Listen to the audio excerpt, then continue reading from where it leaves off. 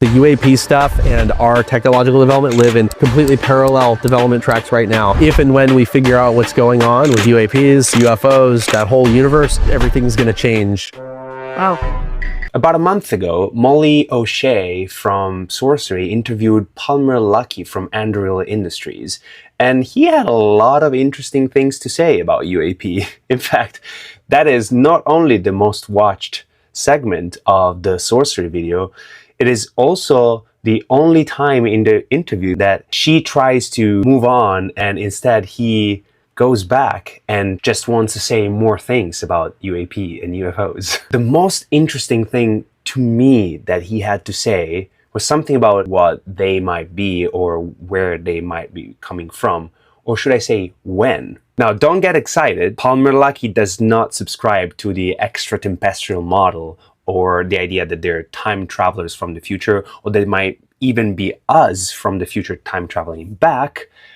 But he says something that I've actually been thinking about for a long time, and I haven't been able to find many other people saying this, so I was actually pretty excited to hear that. Look, there's a lot that we don't understand about these vehicles and what they are, where or when they come from, but it is likely that whatever they are doing is a side effect or an artifact of what's going on. So like, you know, how come like sometimes they're invisible in certain spectrums? And my point is, well, like what if they are not interacting with reality itself in a way you would expect? Like some of these things, you see them and they don't have any radar signature either. I don't know if that means they're cloaking themselves actively or if it means that just they do not exist even in the way that we think about physical matter. I don't know if it's an active countermeasure so much as the nature of the thing itself. But of course, there's so much that we don't know. My current working theory is that they come from the past.